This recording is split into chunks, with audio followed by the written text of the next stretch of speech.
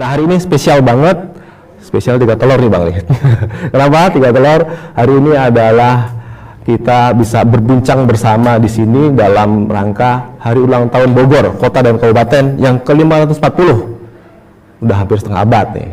Dan spesial kedua, 540 tahun ulang tahun Bogor ini disiarkan secara live. Jadi artinya 9 jam kita siarkan khusus tentang Bogor. Kita akan berbincang tentang Bogor. Dan yang paling spesial adalah hari ini kita kedatangan 2 tamu, yakni anggota DPR RI yang semuanya berasal dari Dapil 5 Jawa Barat atau Dapil Kabupaten Bogor. Selamat sore Bang Fadlizon. Selamat sore, Assalamualaikum warahmatullahi wabarakatuh. Ya, sampai. Sebelumnya saya ucapkan selamat ulang tahun. Atur nuhun. Tanggal 1 Juni diperingati oleh seluruh rakyat Indonesia. Yang ke-50 something lah ya. Bang Adian, selamat sore. Selamat sore. Sampai bertemu kembali di kantor Tribun. Nah, Tribuners, hari ini kita akan ngobrol-ngobrolnya khusus tentang Bogor dan sekitarnya.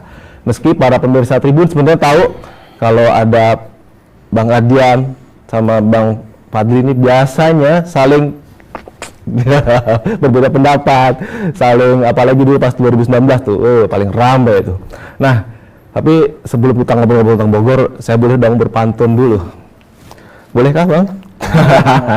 Oke, pantunnya agak politik dikit. Pak Jokowi dan Prabowo kini makin terlihat akur. Tak heran Adian dan Fadlizon bisa tertawa bersama. Nah, selamat ulang tahun Kota dan Kabupaten Bogor. Semoga warganya makin bahagia dan sejahtera. Amin. Cakep. Bang Fadli mau berpuisi atau berpantun? Nggak baca teleprompter. Kalau Dian, kalau mau berpantun saya kasih suratan. Sudah diwakili. Oke, kalau gitu saya pantun kedua saya. Meskipun jarang berpantun, tapi khusus untuk anggota DPR saya pantun. Burung gelatik terbang melayang, lalu hinggap dan menari di daun kelor. Cakep. Paling asik jadi anggota dewan, apalagi berangkatnya dari Dapil Bogor. Cakep. Ya, untuk session pertama ini, Tribuners, Bogor ini sangat spesial. Karena saya kasih bocoran ya, kenapa Bogor ini sangat spesial. Dulu Pak SBY saat menjadi presiden, meskipun ada istana nan megah, beliau pilih pulang ke rumahnya di Cikeas, yang juga wilayah Kabupaten Bogor. Betul. Kabupaten Bogor. Dan kedua, Presiden Jokowi ini meskipun istana kepresidenan dan istana negara ada di Medan Merdeka, tapi beliau pilih tidur di Istana Bogor. Nah, kita nggak tahu nih nanti presiden berikutnya apakah juga berada di Bogor atau dari mana, kita nggak tahu. Jadi spesial Bogor, sangat spesial buat kita semua. Dan oleh karena itu saya mau cek terlebih dahulu seberapa besar kebogorannya Bang Fadlizon dan Bang Adian Napitupulu, kebogorannya. Siap Bang, saya cek dulu sebentar gitu loh. Yeah. Oke, Bang Fadli, berapa kecamatan di Kabupaten Bogor ini yang dapil? Total berapa kecamatan? 40. 40, luar biasa. Bang Adian, berapa penduduk Kota Bogor, Kabupaten Bogor? Data terakhir 5,4, tapi datanya beda-beda. Ada Beda-beda 5,4, ada 5,5. Oke. Ada nyebut hampir 6 juta lah. 6 juta. Jadi artinya Kabupaten Bogor ini begitu luas ya, hampir 1 dapil dan dengan penduduk sedemikian besarnya. Oke, karena Bang Fadlizon ini lebih identik dengan warga Minang, tapi orang tidak tahu bahwa Bang Fadlizon ini sebenarnya orang Bogor ya? Betul Bang ya? Betul. Coba ceritakan sedikit, orang Ya, Bogornya gitu. Saya sebetulnya lahirnya di Jakarta, tapi besarnya justru di puncak, di Cisarua, di Cisarua Ciberem. ya? Jadi saya walaupun ada kedua orang tua saya dari Ranah Minang, merantau ke Jakarta, kemudian di Cisarua. Saya tidak pernah tinggal di Sumatera Barat. Justru saya dibesarkan dalam budaya Sunda di Cisarua, Bogor. SD saya di SD Negeri Ciberem 1, kemudian Ciberem 3. SMP di SMP Negeri Cisarua 1 di Gadok. Nah, kebetulan ini sama dengan PLT Bupati sekarang itu teman sebangku saya tuh. Iwan dulu di Necis. Artinya kalau orang Sunda waktu SD-nya di Bogor gitu bisa ngomong Sunda lah ya. Sudah bisa Biasa ya. lah. Biasa ya. Oke, saya mau cek Bang Adian. Ini kan berangkatnya dari Dapil Bogor nih. Namun semua orang tahu namanya aja Napi Tupulu. Orang pasti tahu dari mana gitu. Coba Bang Adian ceritakan seberapa Bogornya Bang Adian nih, kedekatan secara emosionalnya atau kedekatan apanya? Bogor itu kabupaten ya. Ya. Kemarin itu bukan wilayah yang baru karena saya melakukan pendampingan beberapa kasus rakyat kan di Bogor. Dari tahun 96, 97 97. Zaman Terus masih Orde Baru udah iya, di Bogor dari kasus lapangan golf Sawangan ya, perbatasan Sawangan itu. Kemudian korban Sutet di 28 desa. Pendampingan itu terus menerus kan, dan praktis memang tinggalnya dari desa ke desa. Pendampingan korban Sutet itu sampai 17 tahun. 17 tahun. Biasa. Kemudian kita biasanya diskusi dengan teman-teman waktu kasus Rancamaya dulu. Kemudian apa? Cipendawa yang di wilayah apa? Arah Cisarua itu tanah petani yang diambil oleh keluarga Soeharto kalau tidak salah ya. Itu kita dampingi terus. Dan selalu di Bogor ya itunya. Iya. Makanya tidak heran lah. Kemudian berangkatnya pun juga dari Bogor gitu loh. Untuk Bang Fadli, seberapa pentingnya sih Bogor untuk seorang Bang Fadlizon ini? Ya kalau buat pribadi, saya sih sangat penting karena saya hidup di Cisarua cukup lama, masa kecil saya. Kemudian orang tua saya, bahkan bapak saya juga meninggal, itu di waktu itu. Saya waktu SMP tuh hobi saya tuh naik turun gunung ya. Oke. Nah, pencinta alam juga banyak di daerah Bogor, Cisalak, Gunung Pancar, apa segala macam tuh kita jalanin. Terus satu kali kecelakaan, saya patah kaki tulang. Saya tinggal di Cimande 3 bulan. Terus bolak-balik Cimande. Nah, kecelakaan lagi habis itu. Nah, bapak saya meninggal. Kalau sekarang lokasinya di dekat perempatan Megamendung, mungkin ada Cimory Riverside itu sekarang. Dulu belum ada ya. Nah, jadi bagi saya Bogor itu memang sangat dekat gitu ya. Dan waktu formative years gitu, tahun-tahun pembentukan saya sebagai ya pribadi saya banyak dibesarkan dalam suasana Bogor dan Puncak gitu. Jadi bagi saya itu memang rumah saya itu ya Puncak itu. Dan menurut saya Puncak itu memang sangat penting. Dan Bogor juga mempunyai sejarah yang menurut saya luar biasa. Kalau mau melihat pusatnya Sunda menurut saya adalah Bogor. Bukan Bandung misalnya ya. Bandung kan dibikin belakangan oleh Belanda sebagai Paris van Java. Tetapi Bogor itu pusat sejarahnya. Kita lihat ya kalau kita hari ini memperingati ulang tahun Bogor yang ke-540 itu kan ditandai ketika Sri Baduga Maharaja diinaugurasi menjadi raja di Batu Tulis ya, dan prasastinya masih ada karena dari batu, jadi bertahan cukup lama. Tetapi di Bogor ini menurut saya situs-situs penting belum banyak diolah.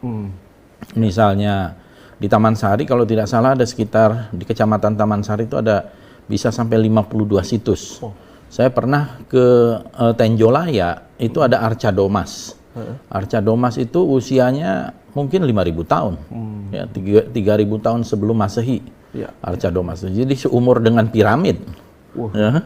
Kemudian kalau kita lihat lagi prasasti Ciaruten, Kebon Kopi 1, Kebon Kopi 2, prasasti Jambu di Nanggung. Jadi sejarah Bogor ini luar biasa, sudah panjang dan dalam gitu. Cuma mungkin belum dieksplorasi maksimal, sama sekali masih belum menurut saya. Nah ini kalau lihat dari sejarahnya Bogor ini penting, dan Bogor ini juga pernah menjadi pusat pemerintahan negara Pasundan. Waktu itu presidennya Kartalegawa, ibu kotanya di Bogor. Baru ketika Wiranantakusuma, ibu kotanya di Bandung. Jadi selain kerajaan-kerajaan yang cukup banyak, sampai kerajaan Sunda, Pajajaran juga di dalam Republik Indonesia Serikat itu pernah. Sebelum Republik Indonesia Serikat juga pernah ada satu negara Pasundan yang ibu kotanya di Bogor.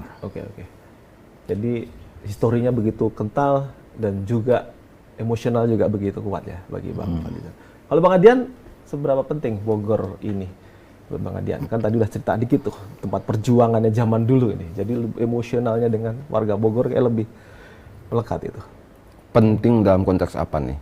Kalau dalam konteks bahwa dia menjadi penyangga Jakarta, sangat penting dong. Dalam konteks jumlah penduduknya, potensinya Perjuangan sangat besar. Abang? Kalau Bogor dalam konteks perjuangan saya, Ya. bisa dibilang yang membentuk kita dan melakukan pengujian terhadap keberpihakan terhadap rakyat selama belasan tahun ya Kabupaten Bogor. Kabupaten Bogor. Kita berkeliling dari desa ke desa dulu. Hampir semua desa korban Sutet dulu pernah kita tinggali kan. Seminggu di sana, seminggu di sini, pindah-pindah segala macam. Ya. Potensi alamnya luar biasa, ada sekitar 90 lebih danau, setu Kabupaten Bogor yang belum dimanfaatkan. Bisa dibilang kekayaan alam, keindahan alamnya juga bagus, airnya bagus, udaranya bagus, ya luar biasa lah ya. Problemnya tinggal bagaimana cara mengelolanya saja. Mengelolanya aja. Oke lah. Oke, Tribuners. Jadi kalau kita uji kebogorannya emang sudah Bogor banget nih. Beliau berdua ini tidak diragukan lagi lah. Makanya Tribuners kita mau berikutnya kita mau cek nih karena udah menjadi anggota dewan dan pada pemilu 2019 lalu dua anggota DPR ini adalah peraih suara terbanyak dari Dapil 5 Jawa Barat. Bang Fadli urutan pertama memperoleh 230.000 ya suara ya, kalau nggak salah ya. Iya, kurang lebih. Ya, kalau Bang Adian memperoleh suara kedua ya. 85. 85.000 suara. Luar biasa itu. Bisa bersaing seperti ketat seperti itu. Enggak, kalau dia waktu itu karena Prabowo ikut kampanye buat dia. Ada videonya itu kepada para pemilih saya. Problemnya adalah Prabowo memenangkan dia tidak menangkan Prabowo. Memenangkan. Di Kabupaten Bogor Prabowo menangnya agak telak ya. Menangnya telak ya. Oke.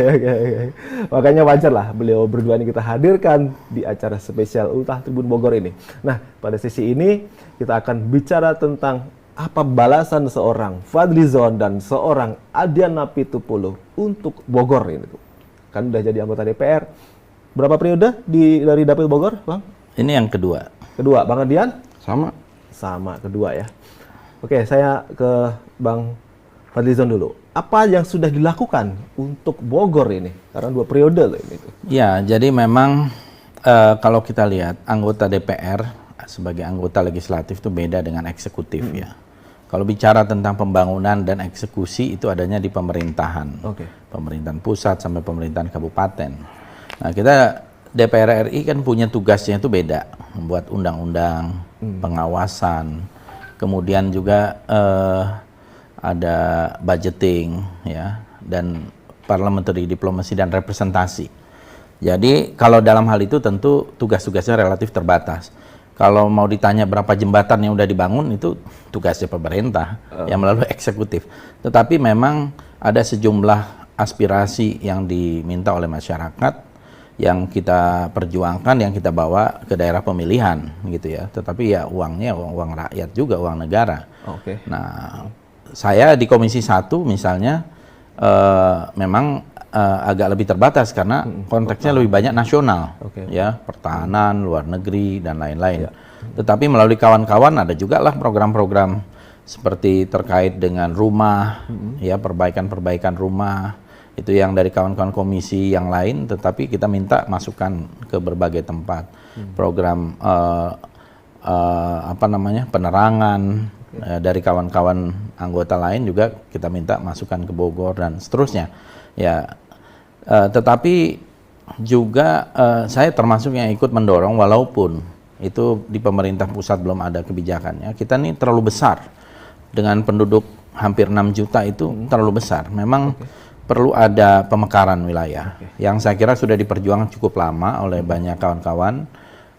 Termasuk dari DPRD Jawa Barat, juga DPRD Kabupaten Bogor, itu pemekaran juga.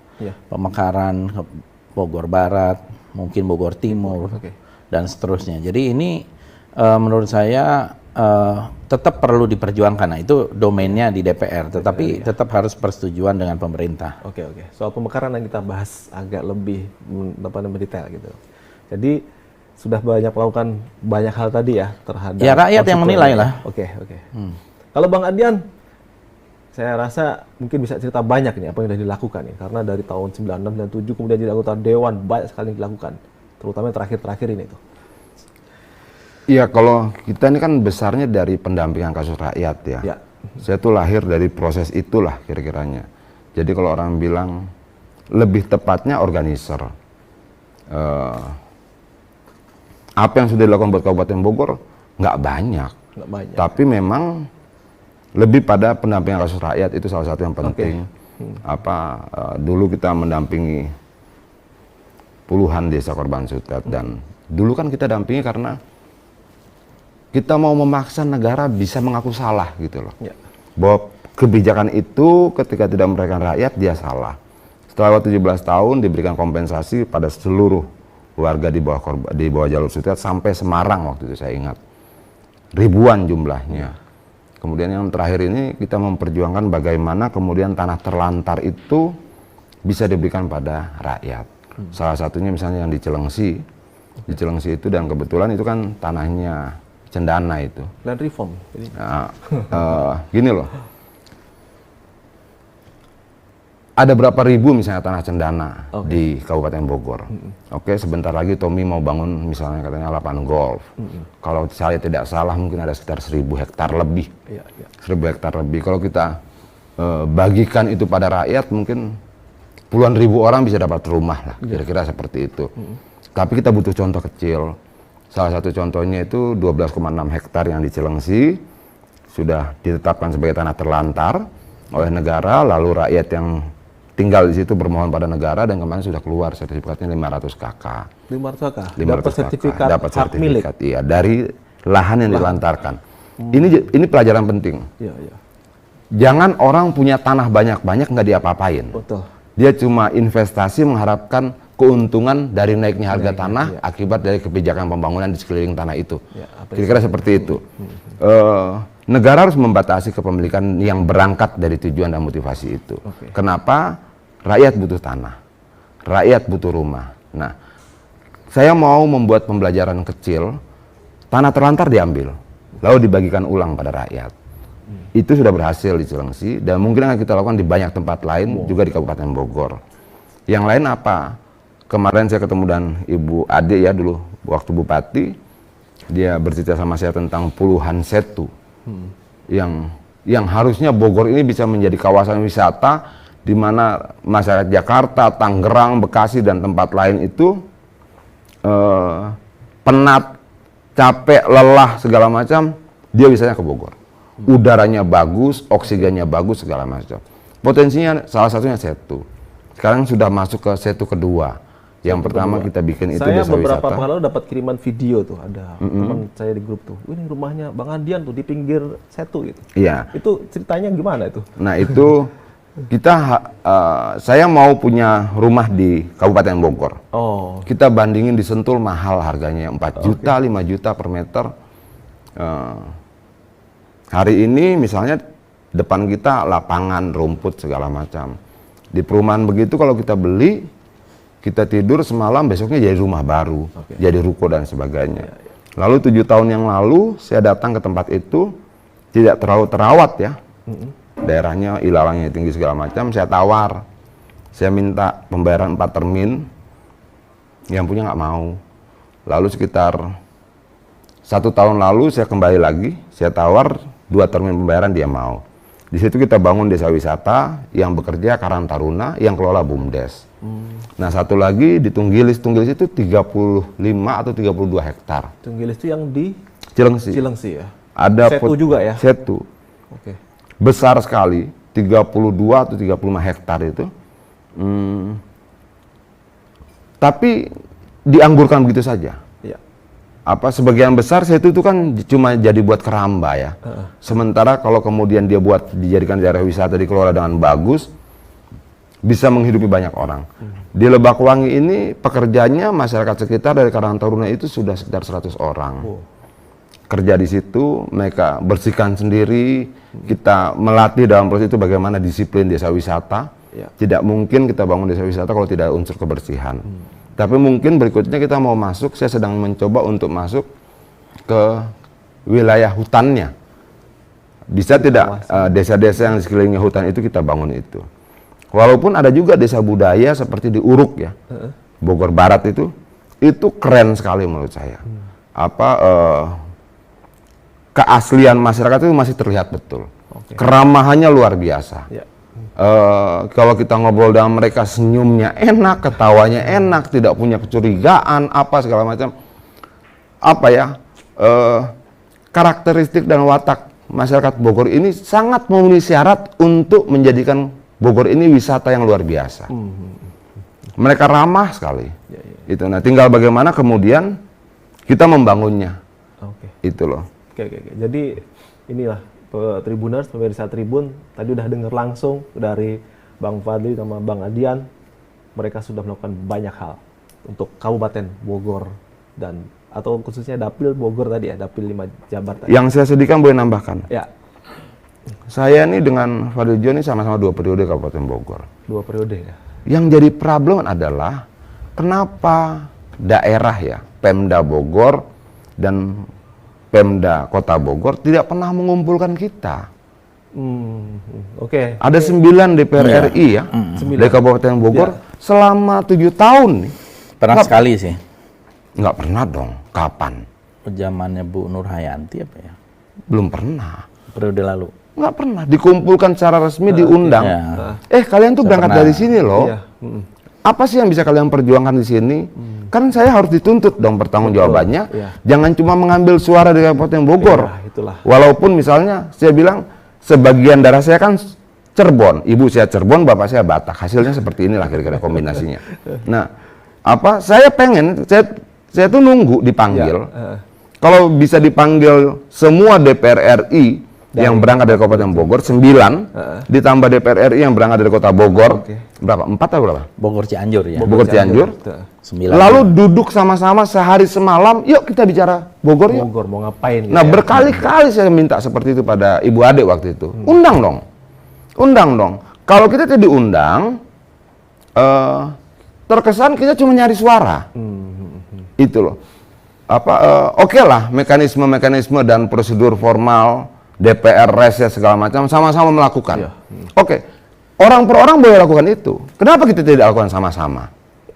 Bisa harusnya. Ada Fadli John misalnya di Komisi 1, walaupun pertahanan segala macam, tapi dia punya program-program luar biasa, misalnya internet desa ya. Ya, itu kita lakukan. Ya. Itu. Ada saya Komisi 7, kemudian ada banyak sekali. Nah, dari berbagai komisi ini duduk dong sama-sama. Nah, kenapa nggak pernah dilakukan? Oke. Nanti mungkin Tribun akan menginisiasi. Nah, atau Tribun undang. Saya kira memang perlu ada semacam koordinasi. Saya sih melihat tadi ya, menambahkan yang Saudara Adian katakan, Bogor ini kan harus menjadi destinasi, jangan menjadi tempat transit, gitu loh. Kalau tempat transit itu sayang, destinasinya harusnya banyak. Jadi ya Puncak mungkin sekarang jadi destinasi, tapi juga punya masalah tersendiri dengan kemacetan dan lain-lain. Tetapi kalau kita lihat Bogor jadi destinasi, menurut saya harus dikembangkan pariwisata yang kuat. Nah, pariwisata itu mulai dari wisata religi, ya Bang, ada empang di situ yang ada tokoh-tokoh, makam-makam yang ada masjid-masjid atau tempat-tempat ibadah lain. Nah, kemudian ada wisata sejarah yang begitu kuat, wisata budaya, wisata kuliner. Ya, wisata alam. Wisata alamnya luar biasa. Saya di wilayah yang tadinya agak tertinggal di Paseban itu saya bikin satu proyek kecil, proyek kebudayaan gitu bersama budaya-budaya Sunda, Yayasan Bambu, bikin menghidupkan kembali rumah-rumah adat Sunda yang sudah hilang. Jadi prototip rumah Sunda dari bambu. Itu ada tipe Tagog Anjing, Badak Heai, Jalopong, Panglong Jajar yang udah nggak ada ya, Tajuk dan lain-lain, itu dihidupkan sebagai arsitektur yang sudah punah, yang tidak ada di tempat lain. Dan itu sekarang terus ada Curugnya juga indah tuh di wilayah itu, Curug Cibulau sekarang mulai rame. Itu satu eksperimen kecil saja menurut saya. Dan ini ternyata luar biasa. Bogor di mana-mana, dari Bogor Timur, Bogor Selatan, Bogor Barat, di tengah, terlalu banyak menurut saya. Memang harus ada satu blueprint yang menyeluruh gitu. Dan saya sependapat harusnya anggota-anggota DPR dari seluruh fraksi partai itu diundang duduk bersama apa nih yang mau kita bangun dengan Bogor, baik di kabupaten maupun di kota Bogor. Termasuk industrinya. Celengsisan itu kan kawasan industri ya. Itu loh. Artinya bahwa kita harus sama-sama. Kalau perlu selalu bagaimana. Saya tuh rindu begini loh. Ada pemerintah daerah Kabupaten Bogor, mungkin siapa penggantinya Bu Ade? Iwan. Nah, Iwan bisa nggak kemudian memfasilitasi itu loh. Efek pandemi ini kan tidak terjadi cuma pada petani, pada buruh, tapi juga terjadi pada pengusaha. Aspirasi rakyat yang harus kita dengar ini kan tidak cuma aspirasi supir, aspirasi petani, buruh, dan tapi juga aspirasi pengusaha. Saya juga pengen tahu misalnya, setelah pandemi 2 tahun ini, apa pukulannya terhadap pengusaha? Apa problemnya? Bisa nggak kita kumpul sama-sama, forum terbuka, dengarkan mereka juga. Dengarkan petani, dengarkan buruh, dengarkan rakyat yang lain juga termasuk pengusahanya. Lalu meminta mereka berkontribusi. Berkontribusi apa? Di wilayahnya masing-masing saja. Itu loh. Bisa tidak kemudian Tunggilis yang 35 hektar danau itu betul-betul dibuat kayak apa? Danau yang di Cina apa itu? Lupa saya namanya itu. Dengan lampu-lampu yang keren sekali, pengunjungnya sampai 10.000 orang per hari. Itu memang lebih besar berkali-kali lipat dari situ. Tapi kita tidak perlu sampai 10.000 orang misalnya. 2.000, 3.000. Bisa nggak Bogor itu menjawab kejenuhan masyarakat di kota-kota sekitar dia? Nah, duduklah sama-sama. Masa iya selain perbedaan pilihan politik misalnya saya dan Fadli John, tapi kalau untuk bicara Bogor kita harus sama loh. Betul. Nggak bisa. Saya bilang di Bogor ini ya kemiskinan juga masih relatif. Salah satunya. Terus indeks pembangunan manusia juga masih itu. Harusnya duduk bersama, tadi bahas di situ bersama gitu ya. Sepakat ya? Kalau PLT Bupati yang enggak, tribun aja fasilitasi. Iya, karena tidak mungkin Fadli John mengundang saya mengundang Fadli John seperti itu, akan lebih netral. Pihak media misalnya, atau kalau perlu pemerintah daerah undang, dan di undangan itu kita lihat siapa yang tidak datang, siapa yang tidak mau memikirkan Bogor. Oke. Tapi mungkin ada nggak sebagai nanti semoga aja jadi caleg dari Bogor lagi nih. Ada nggak kira-kira program apa nanti yang akan diajukan, ditawarkan ke konstituen supaya ya minimal ngurangin kemiskinan tadi atau membenahi IPM-nya tadi biar bagus gitu tuh. Macam-macam. Tergantung wilayah ya. Bogor Barat ini bagaimana tambang pasirnya, tambang batunya diambil. Saya sudah bilang, mau dibangun 100 kali, 1000 kali jalan itu, kalau yang lewat tetap truk-truk dan kapasitas puluhan ton, tidak akan benar. Bisa nggak kemudian dengan power politik Fadli John, saya, dan 7 dewan yang lain, kita paksa penambang itu buka jalan tambang sendiri. Jangan dong kemudian untuk keuntungan tambangnya, rakyat sekitarnya yang berkorban. Alamnya rusak, jalannya rusak. Diperbaiki berkali-kali tidak bisa. Korban jiwa, orang ketabrak di jalan itu malam hari sangat banyak sekali. Itu untuk Rumpin, Parung Panjang dan sekitarnya. Nah, untuk wilayah destinasi wisata tadi, wilayah danau segala macam. Bisa tidak kemudian misalnya kita bicara ada 1000 perusahaan di Kabupaten Bogor. Bisa nggak tiap 5 perusahaan bertanggung jawab pada satu setu? Bahwa kemudian anggaran CSR mereka dipakai membangun setu itu, membangun kios-kios, menciptakan fasilitas-fasilitas wisata segala macam, itu mereka urus. Nah, sebenarnya kalau 9 DPR RI ini kumpul, memanggil mereka, bicara dengan mereka, yuk kita bagi-bagi yuk semuanya. Harusnya bisa. Jadi dan jangan terlalu lama loh. Kira-kira apa? Saya kira ya yang konkretnya betul itu. Ini kan kita sekali lagi bukan eksekutor dalam arti eksekutif yang menggunakan dana APBN untuk program kerja gitu ya. Tapi kita bisa memfasilitasi misalnya tadi berapa sih kan perusahaan-perusahaan begitu banyak. Bahkan perusahaan-perusahaan ternama dunia ada di situ. Mercedes juga ada. Semen ada, semua ada. Jadi itu harus diundang menurut saya ke pendopo atau ke pemerintah kabupaten ya, didudukkan, dibikin aturan supaya mereka itu CSR kan sebuah kewajiban ya. Tetapi juga bertanggung jawab sekitarnya, menyerap tenaga kerja yang ada di sekitar lokasi supaya mengurangi tadi angka pengangguran dan sebagainya. Jadi seringkali yang terjadi adalah orang membangun di wilayah Bogor, membangun di Bogor, tapi bukan untuk Bogor gitu. Jadi orangnya bahkan bisa dari mana-mana, ada dari Jakarta, dari mana, tapi orang setempat itu tidak mendapat manfaat, hanya ketempatan gitu ya. Mungkin jadi satpam, jadi apa. Harusnya saya kira SDM di Kabupaten Bogor, di Kota Bogor itu banyak ya. Mau ahli apa aja saya kira ada itu. Ya, sepakat Bung Adian dan Bang Fadlizon. Namun Kabupaten Bogor ini juga sekarang jadi pembicaraan publik. Baik di sini ada dinasti penguasanya dan juga kasus korupsinya, ya kan? Nah, hadirnya Bung Adian, Bang Fadlizon ini diharapkan oleh konstituen yang sebenarnya bisa ikut membantu mengurangi korupsinya itu. Kira-kira apa yang salah kok mereka terus lakukan korupsi dari kakaknya ke adiknya? Kalau korupsi itu kan sebenarnya pemberantasnya tugas KPK. Tugas KPK ya? Tugas KPK, kejaksaan segala macam. Kalau saya menyerahkan semuanya itu pada kemampuan KPK, kejaksaan dan seluruh instansi yang terkait pemberantasan korupsi. Kapasitas DPR dalam hal itu hanya membuat regulasinya. Tapi di sisi lain misalnya, saya dan teman-teman 98 itu kan yang bangun rumah sakit di Gunung Sindur. Itu kan satu bentuk keberpihakan karena jaraknya tuh banyak ya. Ada korupsi, ada keterbatasan rumah sakit. Kemarin itu misalnya RSUD Cibinong sudah dapat alat kateter. Tapi karena alat kateternya alat pasang ring.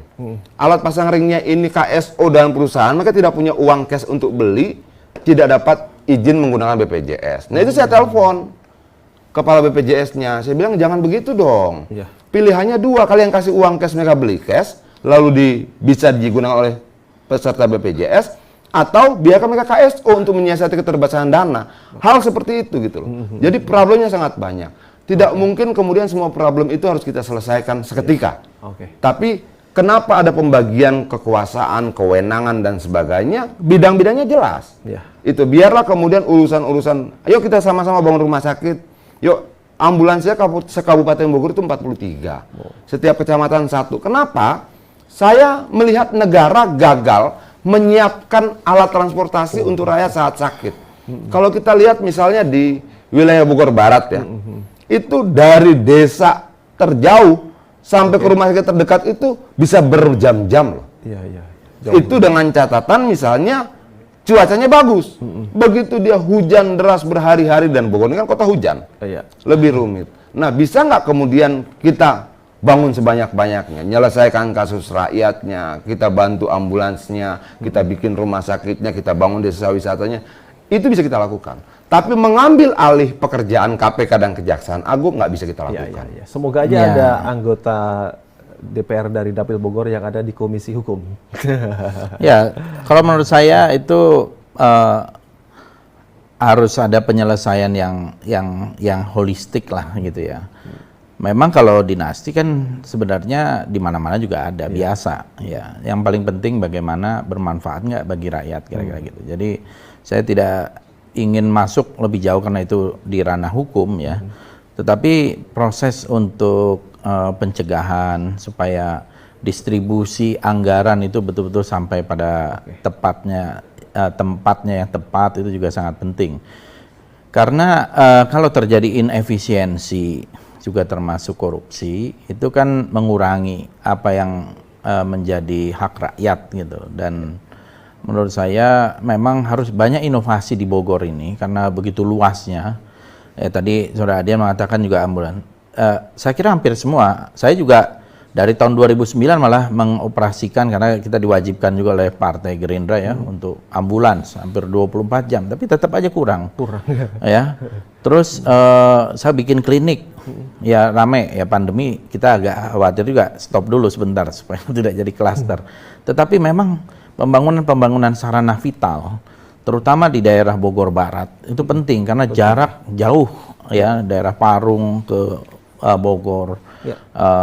Juga saya kira harus ada jemput bola. Ada program-program dari pemerintahan sebelumnya yang menurut saya juga sih bagus sebenarnya, kayak rebo keliling waktu itu, kan itu juga menyerap dan kalau bisa itu membawa juga, dan saya kira itu program yang harus diteruskan gitu ya. Oke. Nah, ini jadi menurut saya apa yang baik itu diteruskan, apa yang kurang baik mungkin dikoreksi. Banyak bisa tambah gini. Dulu di Pongkor itu tiap minggu 7, 10, 15 orang masyarakat di sana ditangkap. Kenapa? Mereka dianggap mencuri di tanah yang dulu miliknya. Ketika dibuatkan IUP. Kita tahu ada permainan di situ. Ada setoran kesekian banyak orang, oknum dan sebagainya. Bagaimana cara kita mengurangi korupsi seperti itu? Perjuangan saya dengan teman-teman adalah membentuk koperasi rakyat. Bagaimana kemudian rakyat yang selalu menjadi penjahat dalam tanda kutip karena hak atas tanahnya sudah hilang, tanpa diberikan kemampuan lain, itu boleh menambang di situ. Nah, sekarang anggota koperasinya sudah sekitar 1.700. Mereka sudah sampai pada tahap pelatihan bagaimana melakukan penambangan yang baik dan sebagainya. Sisi lain adalah memperjuangkan hak-hak rakyat itu. Tapi kalau ini bisa berjalan, perlawanan terhadap korupsi lokal itu di wilayah sana yang diterima oleh oknum-oknum itu menurut saya juga bisa berkurang. Tanpa kemudian mengambil alih peran sebagai pemberi sanksi. Peran pemberi sanksi itu kan institusinya KPK dan Kejaksaan dan polisi. Yang kita lakukan bisa tidak memberikan sanksi pada mereka? Tidak bisa. Tapi menguranginya. Yang tadinya ilegal, dianggap ilegal, kita berikan legalisasi pada mereka sehingga setoran-setoran tidak resmi dalam jumlah besar. Kerugian Antam itu 1 triliun loh per tahun. Rata-rata 2,5 miliar per hari. Emas yang bisa didapatkan penduduk sana itu sampai 3-5 kilogram per hari. Kalau tidak diberikan jalur, tidak dibuatkan aturan permainan yang baru, yang untung adalah oknum-oknum yang bermain mata dengan penambang-penambang liar ini.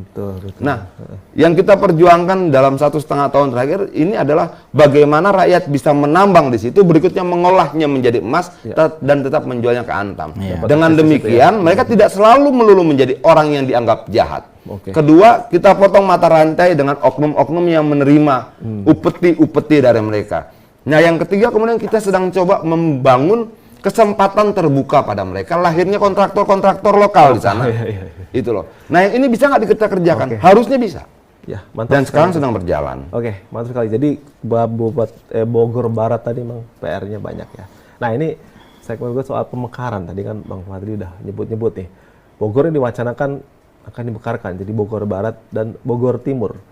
DPRD Provinsi Jabar bahkan telah menyetujui pemekaran, namun harus tetap melalui persetujuan dari DPR RI dan sampai sekarang belum terrealisasi. Makanya muncul juga wacana ada provinsi Bogor Raya gitu.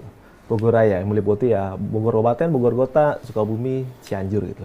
Nah, sebagai wakil rakyat yang berangkat dari Kabupaten Bogor ini, Bang Fadli sebenarnya pilih mana? Bogor Raya atau Bogor dimekarkan lebih dulu supaya tadi kesejahteraan rakyat meningkat. Kalau saya melihat ya, memang secara umum Jawa Barat itu dirugikan. Ya, karena Jawa Barat itu hanya 27 kabupaten kota dibanding Jawa Tengah dengan Jawa Timur. Padahal penduduk Jawa Barat ini jauh lebih besar, gitu ya. Mereka kalau tidak salah kabupaten kotanya tuh 35, 40 gitu ya. Jadi kita secara keadilan distribusi anggaran itu rugi mungkin puluhan triliun, gitu ya. Nah, ini menurut saya yang membuat percepatan pembangunan di Jawa Barat secara umum itu relatif kalah dari sisi politik anggarannya gitu. Jadi sangat wajar kalau ada aspirasi pemekaran.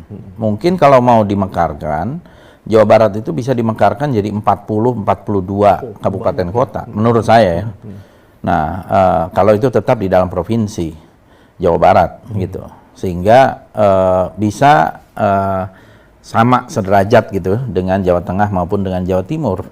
Nah, kalau kita lihat yang sudah dari dulu diperjuangkan kan Bogor Barat, udah jelas itu. Waktu itu udah masuk dalam RUU Daerah Otonomi Baru (DOB), kemudian Sukabumi Utara dan Garut Selatan. Sekarang tambah mungkin Bogor Timur, bahkan ada aspirasi Bogor Selatan. dan seterusnya. Jadi bisa juga salah satu alternatifnya menjadi provinsi. Ya, saya kira wajar. Aspirasi untuk provinsi di NTB aja ada pengen keinginan provinsi Sumbawa kan. Nah, kalau ini menjadi provinsi Bogoraya juga tidak ada masalah. Nah, kritik saya sebenarnya kepada pemerintah adalah kemarin melakukan moratorium terhadap daerah otonomi baru ini, meskipun ada faktor anggaran di sana, tetapi di sisi lain dalam Undang-Undang Otonomi Khusus Papua itu diselipkan untuk pemekaran Papua yang mereka tidak terlalu minta, bahkan sekarang terjadi penolakan di mana-mana. Yang minta dikasih. Dan walaupun itu juga menurut saya strategis, tapi harusnya itu dibawa di dalam satu payung daerah otonomi baru, sehingga ada perhatian kepada wilayah-wilayah yang padat seperti Jawa Barat. Ini kan provinsi terpadat di Indonesia, 50 juta ya penduduknya Jawa Barat ini. Bogor ya kurang lebih tadi 6 juta di luar kota Bogor. Nah, jadi kalau itu udah melebihi Singapura, Kabupaten Bogor itu udah melebihi beberapa negara Eropa. Jadi harusnya kalau ada rencana provinsi Bogor Raya pun menurut saya masuk akal. Masuk akal ya, make sense ya. Bung Adian gimana? Bogor Raya atau kuliah pemekaran? Kalau kita mau mekarkan kabupaten, bahkan kita mau mekarkan desa sekalipun, itu ada syarat-syarat yang harus terpenuhi. Syarat administratifnya, syarat fisiknya, syarat keuangannya, termasuk kalkulasi politiknya. Kira-kira seperti itu. Nah, sebelum kita sampai pada provinsi Bogor Raya, kalau menurut saya, kita coba dulu dari pemekaran kabupaten. Saya dulu kan sempat di Komisi 2 9 bulan, 2014, dan itu sudah jadi perbincangan dan tidak ada penolakan. Hanya problemnya adalah kalau kita bangun kabupaten, pemekaran kabupaten, ada anggaran yang harus disisihkan dari pusat. Iya. Nah, kalau kemudian misalnya ada 25 kabupaten yang dimekarkan dalam 1 tahun, artinya kan ada sekian triliun anggaran yang tersedot hanya untuk persiapan fisik dan sebagainya di masing-masing kabupaten baru itu. Harusnya kalau tidak ada COVID kemarin, menurut saya secara keuangan kita sanggup. Iya. Tapi kemudian terjadi COVID selama 2 tahun berturut-turut yang mengganggu cash flow keuangan negara lah, kira-kira seperti apa. Tapi secara ide bagus. Saya belum mau bicara tentang Provinsi Bogor Raya ya. Tapi pada konteks pemekaran Kabupaten Bogor, Barat, Selatan, Bogor Induk lah, kira-kira seperti itu kan.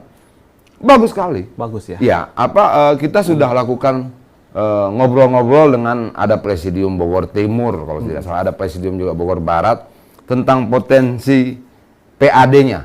Kan ini tidak sekedar keinginan subjektif, tapi harus ada angka-angka yang dihitung.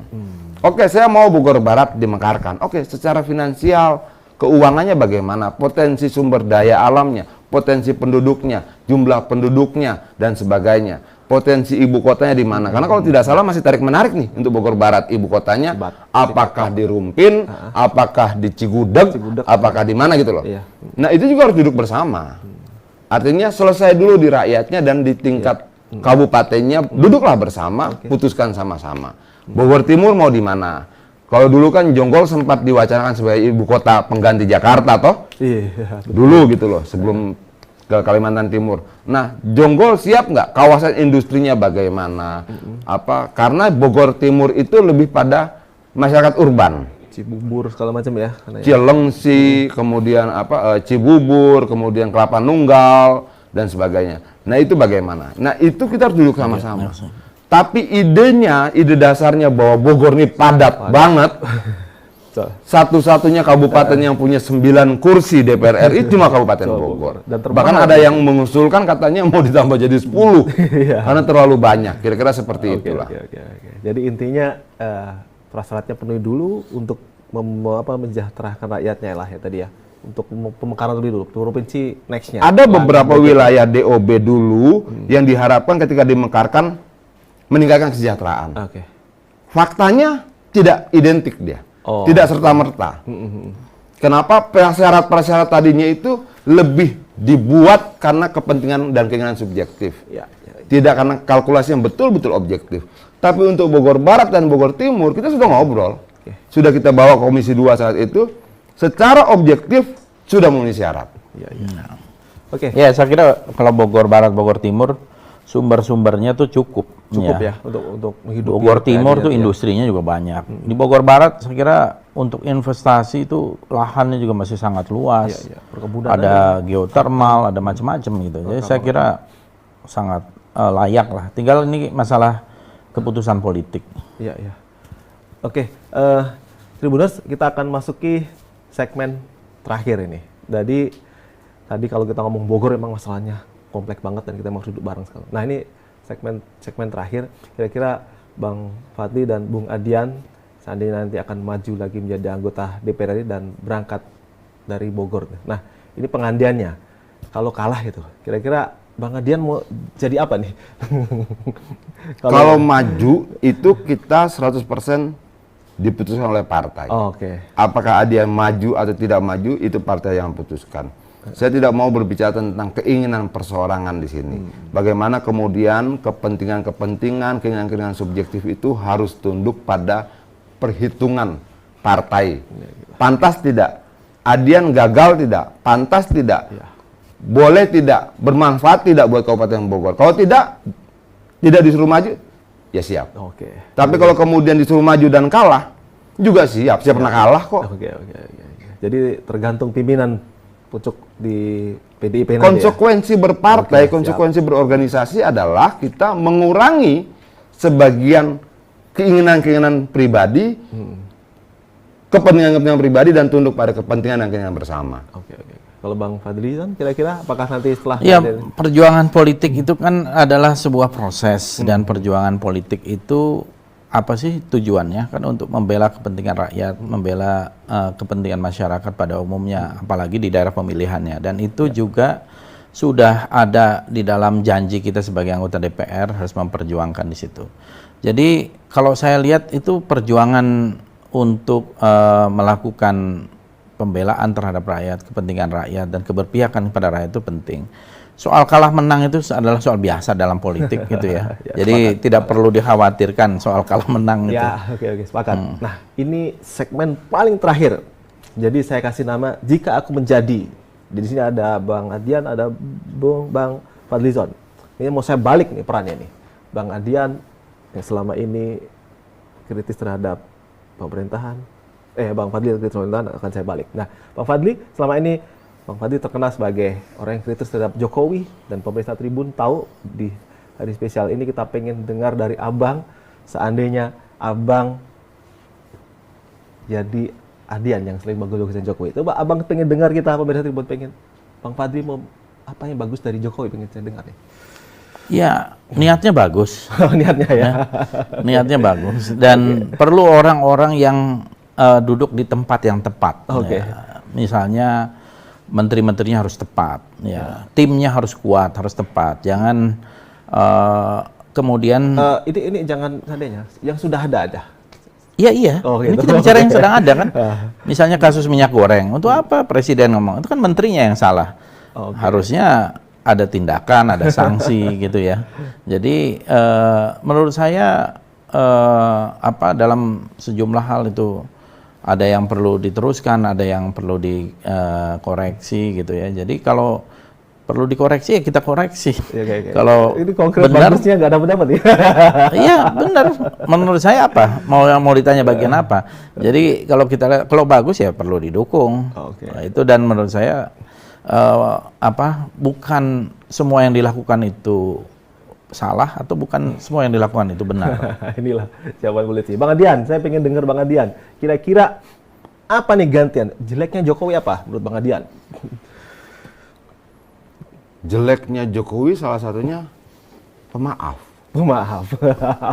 Bahkan misalnya dia mau memaafkan lawan politiknya yang menyerangnya luar biasa. Bukan cuma itu saja. Saya tanya, Pak Presiden, lo nggak bisa Mas Adian. Semua orang harus punya kesempatan di Republik ini, bahkan terhadap mereka yang tidak menyukai saya sekalipun. Nah menurut saya itu jelek apa bagus saya nggak tahu ya. Tapi menurut saya apa iya harus sepemaaf itu misalnya, yang sehingga kemudian rival politiknya pun diajak sama-sama. Prabowo menjadi menteri, Sandiaga Uno menjadi menteri, segala macam gitu. Dan memang menurut saya pemimpin pemenang sejati adalah mereka yang kemudian mengangkat lawannya yang terjatuh. Oke.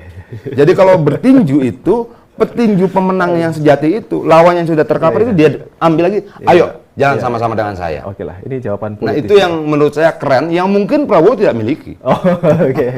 Oke, di Belum pertanyaan tentu. Justru terakhir. sebentar. Udah. Bukan. Udah mau tutup, Bukan. udah mau tutup. Enggak, Udah ini mau bukan tutup. soal itu. Jadi memang banyak pelajaran berharga gitu ya. Dalam sejarah itu ada Abraham Lincoln itu mengangkat lawannya juga. Ada bukunya tuh A Team of Rival. Jadi waktu mau diangkat itu dia bilang, saya kan nggak suka dengan kamu. Saya tahu, kata Abraham Lincoln. Tapi kamu cinta dengan Amerika kan? Saya cinta dengan Amerika. Nah, kita sama-sama membangun. Oke lah. Jadi Jokowi itu seperti Abraham Lincoln lah kira-kira. Enggak, saya kira mereka yang ada di level itu kan sudah finalis semua. Mereka tahu kepentingan nasional itu seperti apa. Dan saya kira kalau di dalam pertarungan itu harus berseberangan, kalau nggak berseberangan bukan pertarungan. Iya. Saya kembali itu. Tadi tema segmennya andai aku menjadi ini kan. Kan Bang Fadlizon selalu kritis, Bang Adrian Jokowi. Saya sekarang satu pertanyaan terakhir tentang Prabowo. Bang Adlizon selama ini loyalisnya Pak Prabowo, tulen. Tribuners pengen dengar tuh langsung dari Bang Fadlizon. Apa aja kejelekannya Pak Prabowo? Konkret lah ya. Tanya Adian dulu dong. Nanti saya balik nanti. Tadi dari saya juga duluan. Atau saya balik, Bang Adian saya kasih pertama dulu. Apa bagusnya Prabowo? Kan selama ini kan Bang Adian, Prabowo kan negatifnya banyak nih. Saya pengen tahu Bagusnya Prabowo adalah dia orang yang berani menyadari bahwa dia kalah dalam pertarungan. tapi mau bersama-sama membangun bangsa ini. Oke. Itu keren. Keren. Banyak yang kemudian kalah ngambeknya lama benar. Iya. Bagaimana kemudian kalah dalam pertarungan politik dan bilang, tapi saya juga punya cita-cita yang sama baiknya untuk membangun republik ini. Bisa jalan bersama-sama dengan pemenangnya. Itu keren menurut saya. Oke. Kita kasih plus. Tapi terakhir buat Bang Fadlizon tadi. Kejelekannya Prabowo kita pengen dengar nih. Jangan hanya loyalis. Iya, kalau dibilang kejelekan, pasti kita semua ada baik dan buruk. Saya juga demikian, ya. Tetapi kalau dalam politik dan politik kenegaraan, banyak orang yang kecewa. Kenapa kok Prabowo mau ikut di dalam pemerintahan kabinet? Walaupun dalam hal ini saya termasuk yang mendukung. Karena menurut saya untuk kepentingan nasional, kemarin kita ada semacam keterbelahan yang cukup lebar gitu ya. Saya kira ada waktunya kita memang harus bersama membangun dan tidak memelihara perbedaan itu. Jadi Pak Prabowo juga banyak dikritik, kita banyak dikritik. Tetapi kita ingin menyampaikan bahwa pasti nanti lebih banyak manfaatnya bagi bangsa dan negara. Ya, inilah jawaban politis ya. Ya Tribuners, karena bincang kita waktunya sudah habis dan mungkin nanti kita bisa berbincang-bincang lain di waktu dan kesempatan yang berbeda. Demikian Tribuners, bincang santai kita dengan dua wakil rakyat atau anggota DPR RI dari Dapil Bogor. Bincangan sangat inspiratif sekali dan semoga yang disampaikan Bang Fatih dan Bung Adian bermanfaat bagi Bogor, sehingga Bogor makin maju, rakyatnya makin bahagia dan sejahtera. Amin, amin. Sekian Tribuners. Assalamualaikum warahmatullahi wabarakatuh.